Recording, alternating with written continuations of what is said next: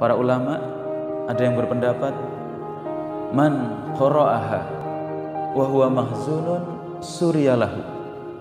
Siapa yang membaca surat Yusuf dalam keadaan dia punya problem, gundah, resah, maka kegundahan, kesedihan itu pasti akan diangkat oleh Allah.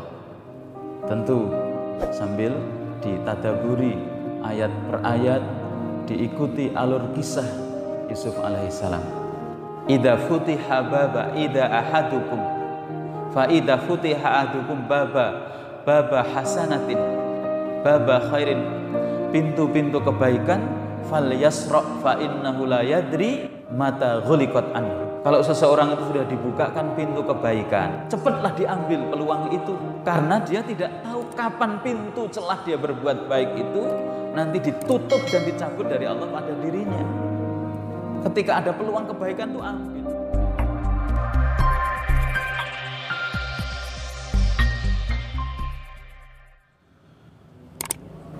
Bismillah. Assalamualaikum warahmatullahi wabarakatuh.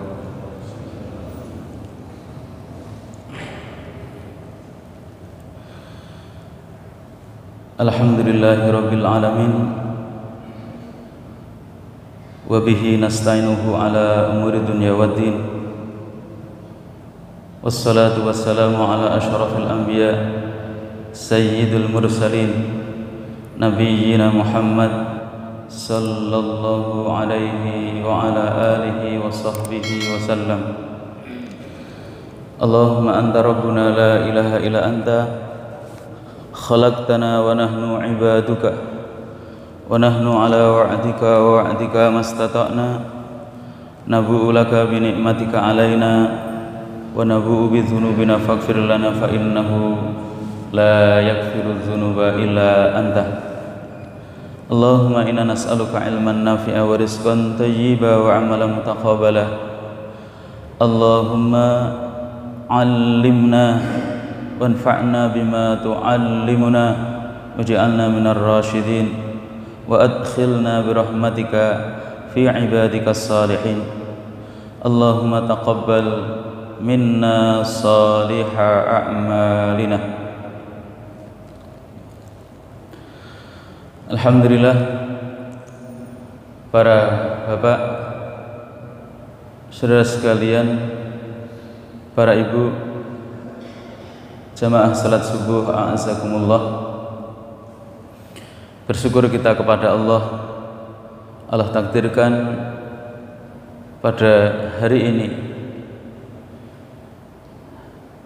hari Kamis, tanggal 1 Muharram 1442 Hijriah, Allah beri kekuatan kita bisa melaksanakan kewajiban kita salat subuh berjamaah.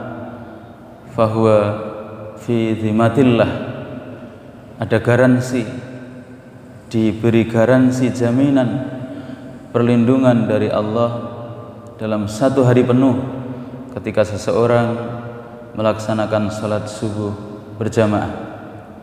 Dan berarti Allah masih panjangkan, ada kesempatan bisa beraktivitas di tahun 1442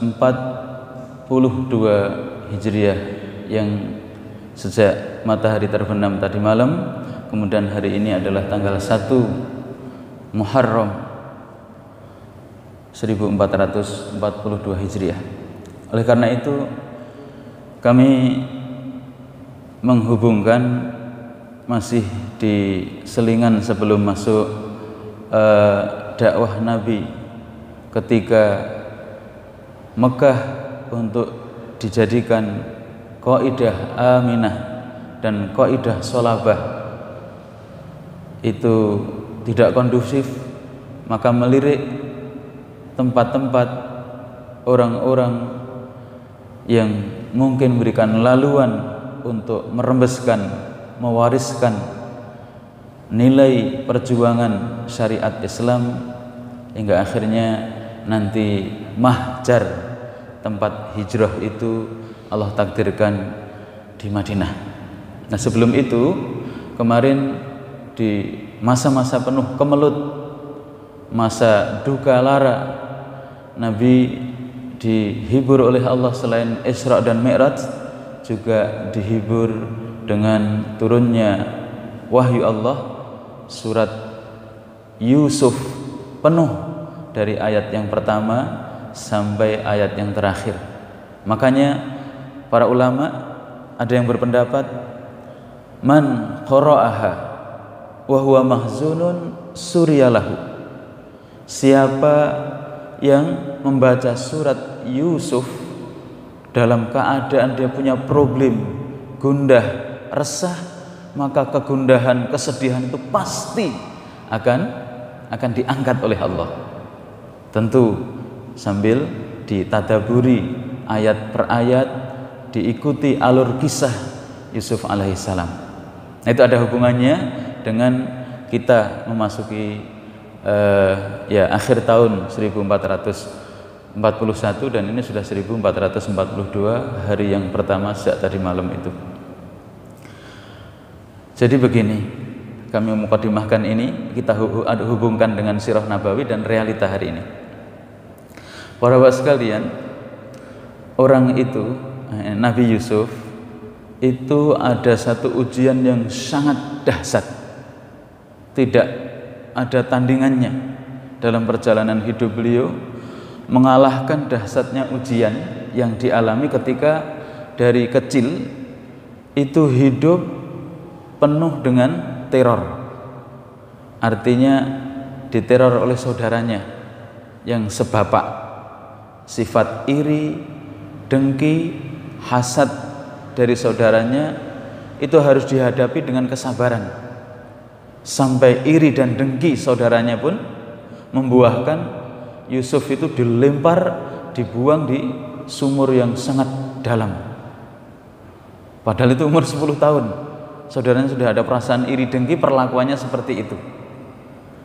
Ada lagi ujian yang lebih melelahkan beliau, dan ini pahalanya lebih besar. Maksud kami, kalau ujian menghadapi orang iri dengki ataupun itu, dia kan harus mau tidak mau sabar. Karena sifat iri dengki itu dari pihak eksternal Yusuf alaihissalam. Mau tidak mau harus sabar menghadapi saudaranya tadi. Itu namanya sabar ittirori. Sabar karena terpaksa harus sabar. Wong takdirnya dia menghadapi saudara yang punya hasad, iri, dengki yang membuat capek hatinya. Makanya kalau tidak sabar malah ngikuti irama saudaranya, setan yang menang.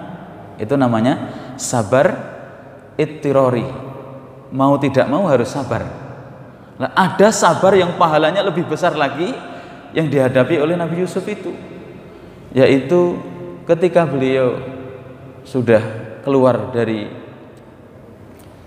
akhrajani min ghayabatil jubbi yaltaqidhu ba'dus sayyarah.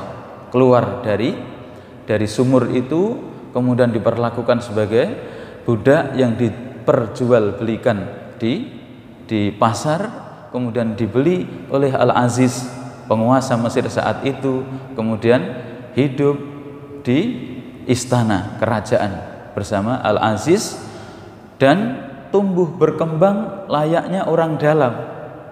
Jadi sudah kayak keluarga, bahkan oleh Al-Aziz dianggap sebagai anaknya, dilindungi dan disayangi benar. Karena Yusuf punya perilaku yang soleh, ahlu taqwa, tumbuh berkembang di atas ketakwaan dan kesolehannya, tumbuh berkembang di atas adab sopan santun yang tinggi, ditambah lagi ditakdirkan oleh Allah sebagaimana sabda Rasulullah ketika Mi'raj bertemu dengan Nabi Yusuf di langit yang ke-6 itu, Yusuf adalah manusia yang paling handsome, paling cakep, paling ganteng. Lah di situ diuji oleh Allah lagi, tumbuh berkembang di atas kesempurnaan adab dan akhlaknya, sudah bertahun-tahun tinggal bersama raja diuji oleh Allah, permaisuri, istrinya raja, menaruh rasa senang, rasa simpati, rasa empati, tumbuh rasa cinta, bahkan cinta itu sampai cinta buta.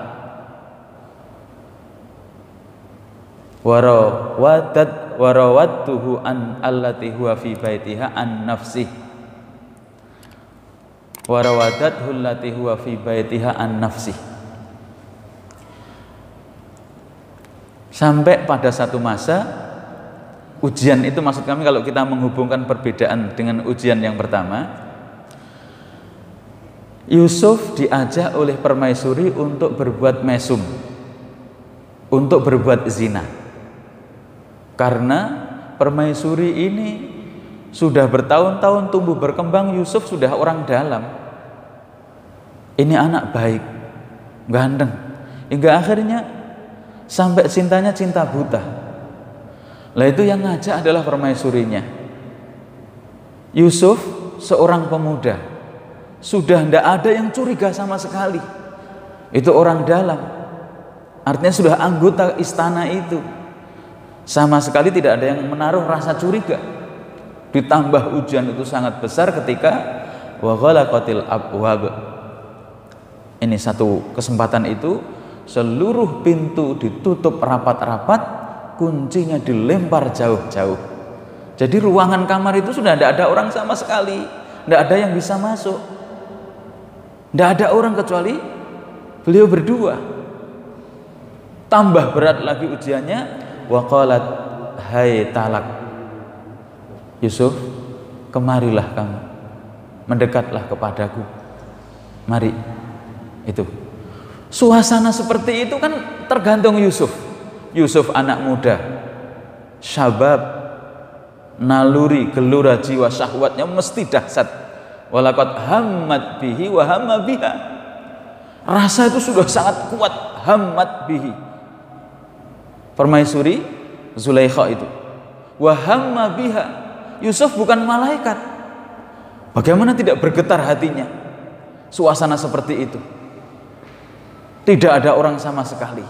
Nah itu maksud kami kesabaran Yusuf, buah ketakwaannya yang dibangun selama masa balik dan sampai masa pemuda seperti itu tadi teruji benar. Nah itu maksudnya namanya sabar, sabar ikhtiari. Dia sabar meredam gejolak syahwat yang saat itu kalau satu faktor saja ditimpakan pada kita, menjadi kita luluh lantak, hancur keimanan kita. Nah Yusuf itu ditinjau dari berbagai sudut pandang, dari berbagai perspektif. Itu anak muda tinggal di rantauan, tidak ada kerabat yang kenal sama sekali, dan tidak ada yang curiga. Itu sudah orang dalam keluarga Al-Aziz. Suasana seperti itu dia bisa sabar. Itu namanya sabar ikhtiar. Sabar karena pilihannya sendiri, itu pahalanya lebih dahsyat.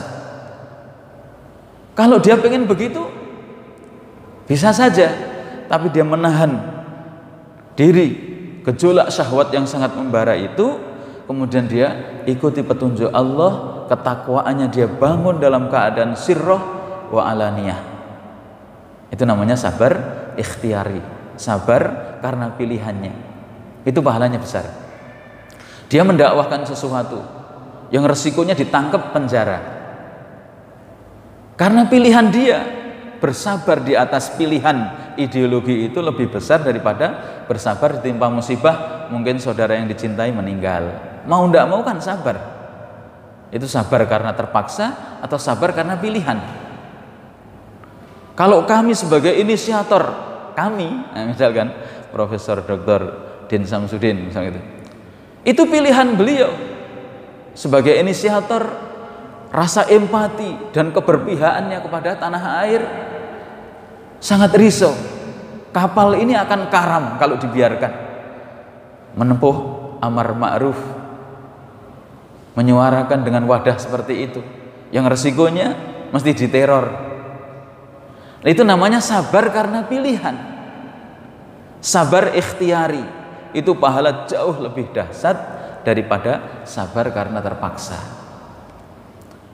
Nah, di situ kita bisa mengambil satu faedah hubungannya dengan bekal kita di awal tahun Hijriah ini, ayat yang masyhur di awal-awal tahun ajaran, bukan tahun ajaran, tahun baru atau akhir tahun baru, apalagi ini kita memasuki awal Hijriah 1442 kan, ayat muhasabah itu ya ayyuhalladzina amanu, Al-Hasyr ayat 18 itu. Ya ayyuhalladzina amanu ittaqullaha wal tanzur nafsun ma qaddamat lighad wattaqullaha innallaha khabirun bima ta'malun. Ini maksud kami kita jadikan bahan muhasabah, dihubungkan kisah Yusuf ketika diberikan oleh Allah kepada Rasulullah ketika menghibur beliau dalam suasana sangat kemelut. Takwa ternyata yang pertama kali, kunci yang sangat pokok pertama kali harus kita pegangi, dan itu diperintahkan oleh Allah juga yang pertama kali setelah sapaan ya ayyuhalladzina amanu. Orang-orang soleh zaman dahulu, para salaf itu menjadikan Al-Quran ketika redaksinya mukhatab, orang yang diajak bicara itu ahlul iman, beliau menganggapnya itu sebuah risalah. Risalah itu surat cinta. Ya ayyuhalladzina amanu. Itu hatinya langsung tersentuh. Yang diajak bicara ini aku. Dan ini surat cinta. Kalau surat cinta, berarti kecintaannya, meresponnya sangat serius. Makanya sampai diabadikan oleh Abdullah ibnu Mas'ud, kalau kalian itu membaca ayat Al-Quran yang itu redaksi awalnya adalah sapaan, diajak bicara oleh Allah ya ayyuhalladzina amanu far'a sam'aka, perhatikan benar dan konsentrasikan pendengaran kamu, karena setelah itu pasti ada perintah yang untuk dilaksanakan atau nahyun, larangan yang harus ditinggalkan. Itu serius benar. Nah, ternyata perintahnya di situ ittaqullah, bertakwalah kalian kepada Allah.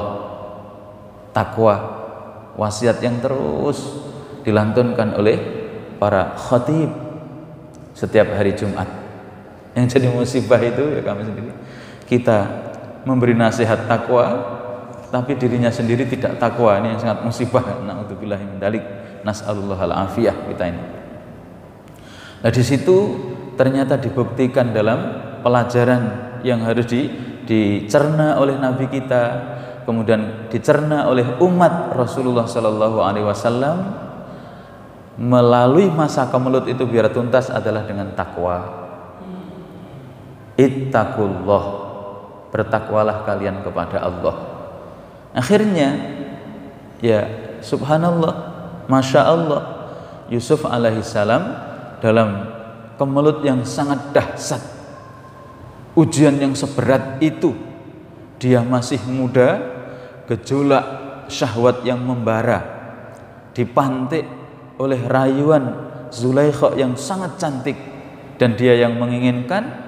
Pintu sudah ditutup rapat, tidak ada orang yang tahu sama sekali, kemudian tidak mungkin orang bisa masuk ke kamar itu. Yusuf tinggal di daerah rantauan, tidak ada sanak kerabat yang tahu kalau dia berbuat apapun. Tapi rupanya beliau bersabar, dipilih oleh Allah, tetap mengikuti ketakwaannya kepada Allah daripada mengikuti hawa nafsu yang saat itu menyeret untuk berbuat maksiat. Nah, ini kuncinya adalah ketakwaan. Kunci sukses at-taqwa.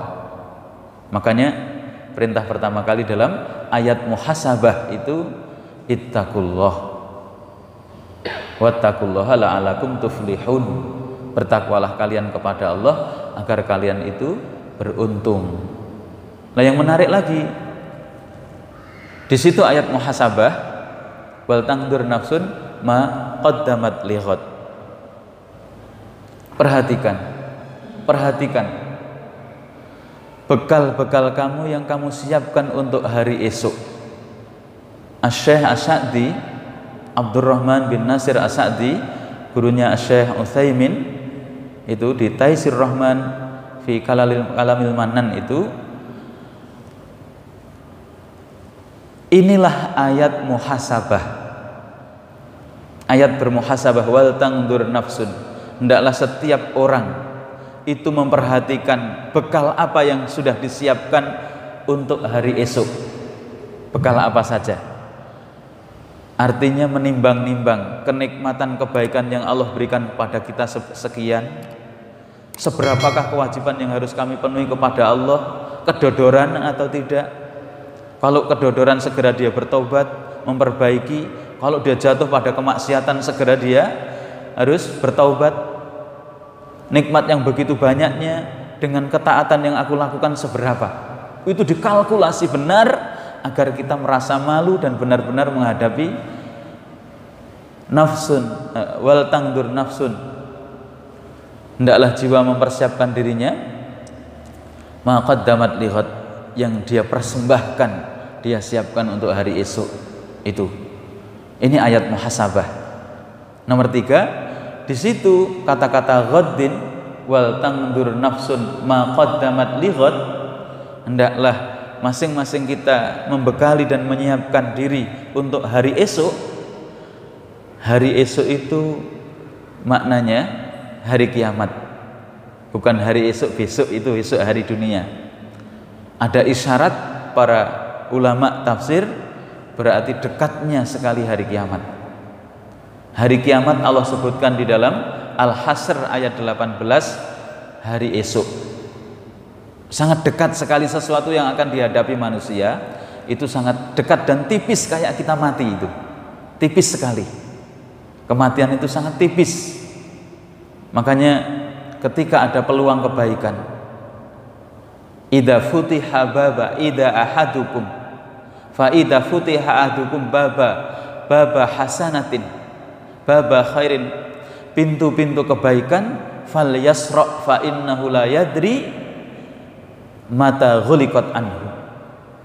Kalau seseorang itu sudah dibukakan pintu kebaikan untuk beramal soleh, cepatlah diambil peluang itu, karena dia tidak tahu kapan pintu celah dia berbuat baik itu nanti ditutup dan dicabut dari Allah pada dirinya.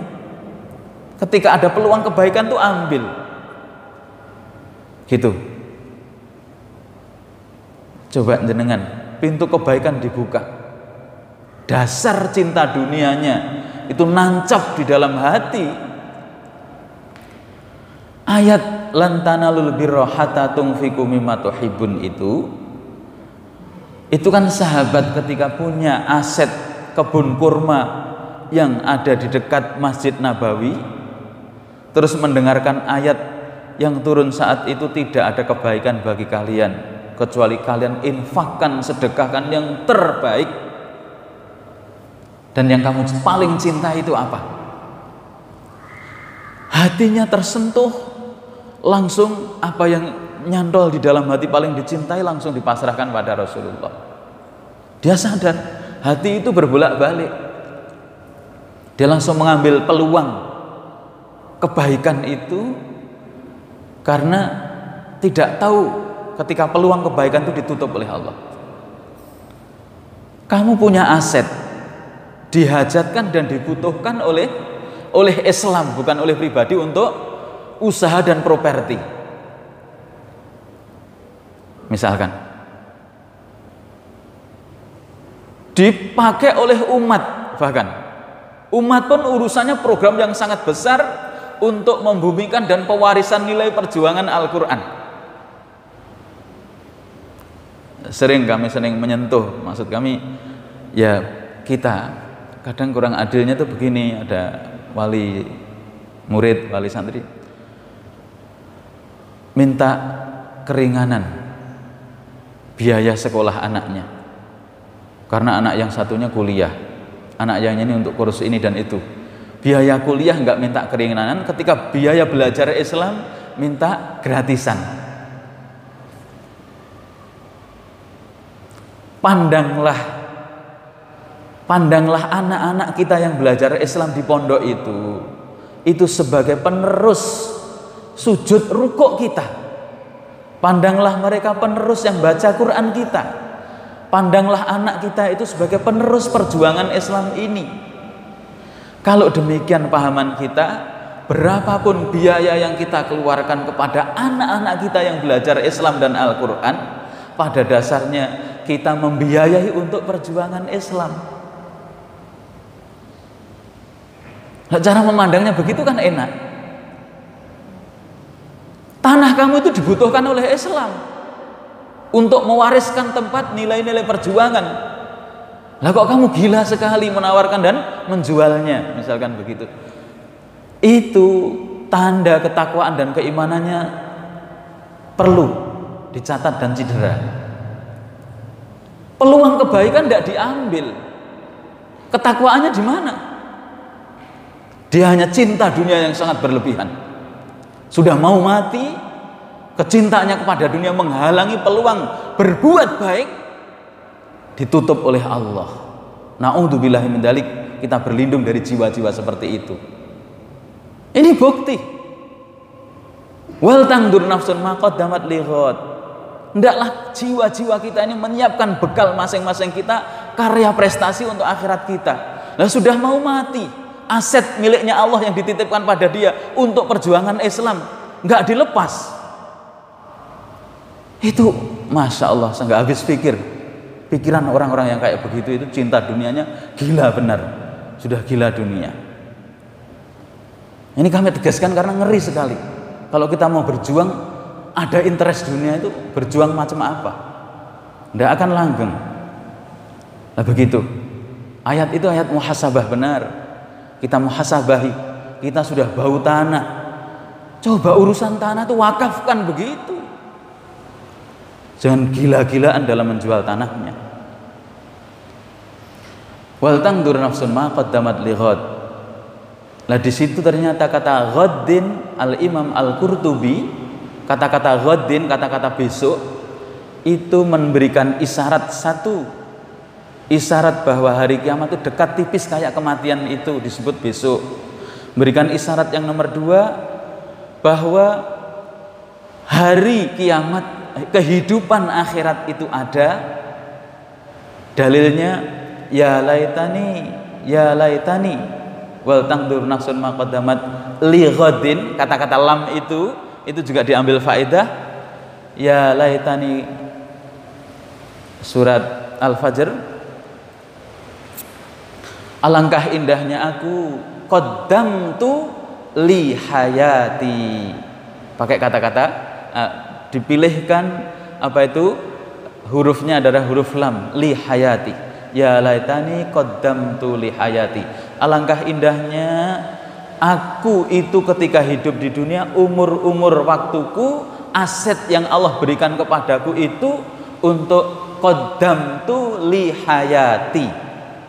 Aku siapkan, aku jadikan bekal untuk kehidupanku. Bukan fi hayati, tapi pakai lam, li hayati. Ya laitani, ya laitani itu ungkapan ya laitani kuntu turaba. Alangkah indahnya aku itu jadi tanah saja. Itu sebuah orang yang berpikir pada saat semuanya sudah berakhir. Orang yang mengerti pada saat semuanya sudah selesai, menyesal. Dia bisa berpikir pada saat semuanya sudah berakhir. Dia bisa paham, mengerti pada saat semuanya urusan sudah selesai. Nah itulah penyesalan di akhirat tidak akan terulang, kan? Pahamnya setelah di akhirat, pahamnya setelah sakaratul maut. Mau sedekah, itu sudah miliknya anak jenengan. Mau jenengan wakafkan, sudah sakaratul maut kok mau mewakafkan harta? Ya tak bisa. Itu sudah aset itu pindah secara fikih kepada ahli waris.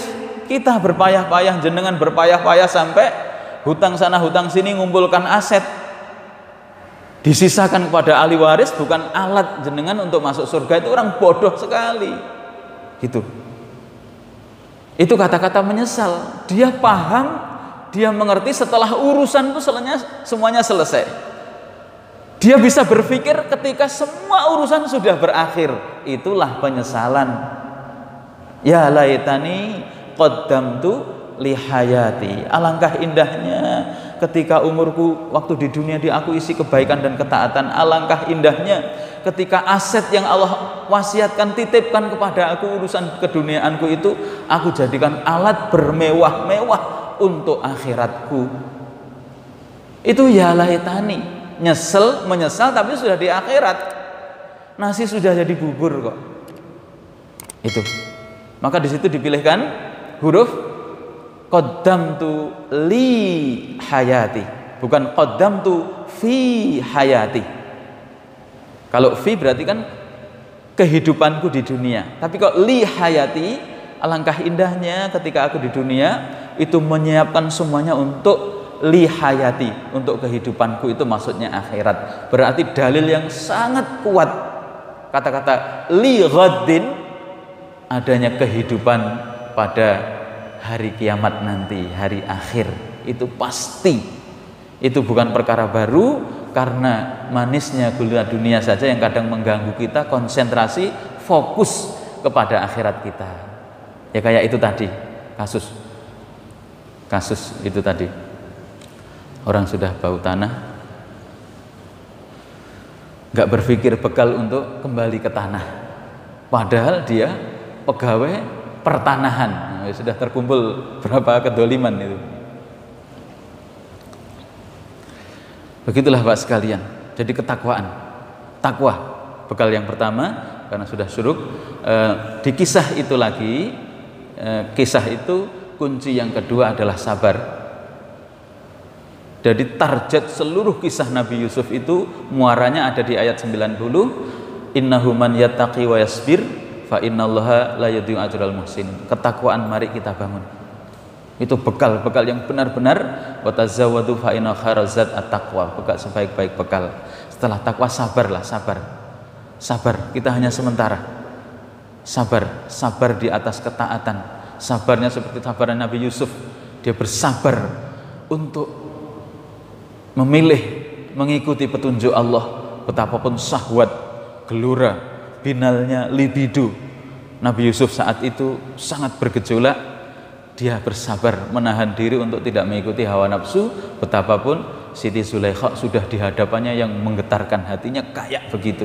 Beliau kuat, sabar dalam urusan apapun selama di atas syariat. Kita bersabar, takwa, sabar. Innallaha la yudhi'u ajral muhsinin. Allah tidak akan menyia-nyiakan orang yang ihsan, senantiasa berbuat baik. Karena Yusuf sadar, kalau saya berbuat zalim sekecil saja, tuanku sudah berbuat baik pada aku, masa aku berkhianat padaku. Kezaliman sekecil apapun, faqad khaba man hamala zulma, pasti celaka orang yang berbuat zalim walaupun hanya 1 rupiah pun. Itu dia memanipulasi dan merekayasa laporan, misalkan begitu. Apapun pokoknya kedoliman sekecil apapun pasti celaka. Nah itu sudah teori dari Al-Quran, rumus. Nah kadang hal-hal yang kayak begini kurang kita perhatikan. Nah kalau kedoliman itu menyangkut umat berdoa menggoncangkan langit agar orang yang berbuat dolim itu dilaknat. Apa enggak ngeri kita? Seluruh umat berdoa karena kedoliman dia didolimi, merasa didolimi. Umat berdoa untuk kehancuran dia di dunia dan di akhirat. Apa enggak ngeri kita? Yusuf sadar benar itu. Kalau sampai saya mengkhianati tuanku, diajak oleh istrinya berbuat mesum mau, ini kedoliman yang sangat dahsyat. Dia sadar benar sekecil apapun dolim pasti akan membuat orang celaka. Akhirnya Yusuf dipilih oleh Allah, tetap sabar di atas ketakwaannya, bersabar di atas syariatnya, dan terus berbuat kebaikan. Itulah kunci sukses, pelajaran yang bisa kita ambil dari kisah Yusuf alaihissalam. Kemudian dikisahkan kepada Rasulullah SAW di saat beliau gundah gulana, seolah-olah dunia dan tempat beliau berpijak ini tidak ada orang yang menolong lagi. Wallahu a'lam bishawab.